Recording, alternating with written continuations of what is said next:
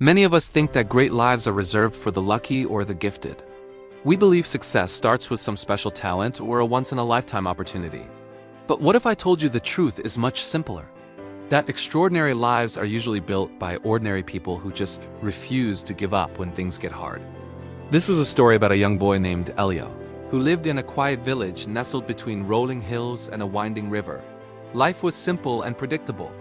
Every morning, farmers headed to their fields, shopkeepers opened their doors, and children, including Elio, made their way to the small village school. But unlike the other kids, Elio carried a heavy weight inside him. He felt different, not because he was special, but because he struggled more than anyone else. In class, lessons that seemed simple for his friends felt like impossible puzzles.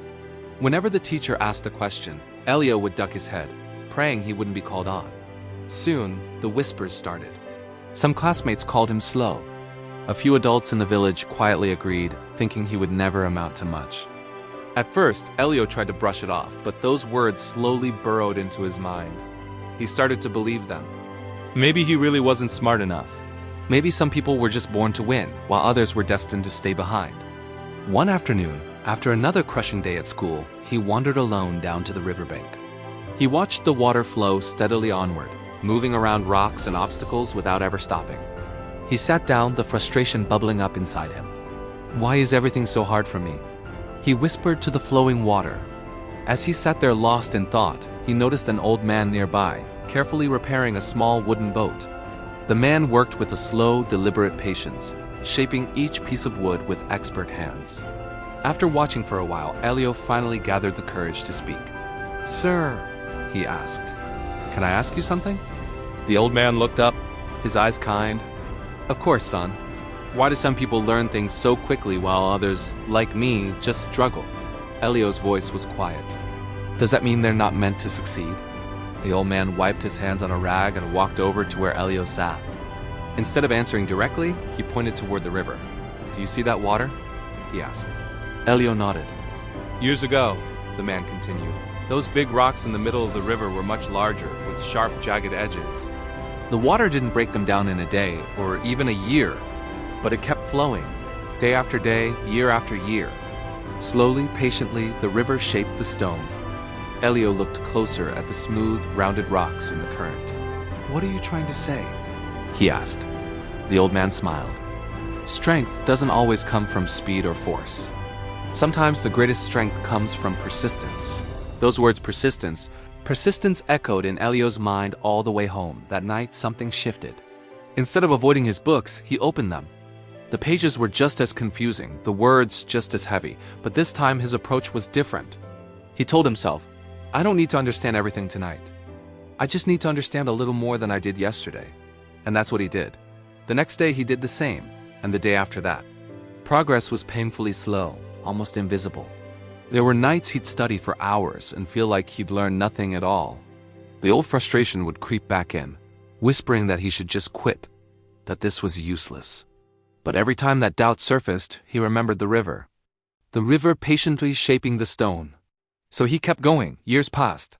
The boy who once struggled was slowly forging a powerful habit: persistence. While others relied on quick flashes of understanding, Elio built his knowledge on a foundation of pure effort. If he didn't get it, he studied it again. If he failed, he tried again. Failure stopped being a monster in the dark and instead became his most trusted teacher. Slowly his mind grew sharper. His curiosity deepened. Instead of being intimidated by difficult problems, he started actively seeking them out, driven by a newfound hunger to understand. The same teachers who had once doubted him began to notice a remarkable change. He started asking questions no one else considered, exploring ideas far beyond the curriculum. By the time he was a young man, the quiet boy from the village had developed an extraordinary mind. He became consumed with experimenting, playing with numbers, patterns, and theories that fascinated him. Word of his unique insights began to spread. Scholars traveled to meet him. Students gathered to learn from him.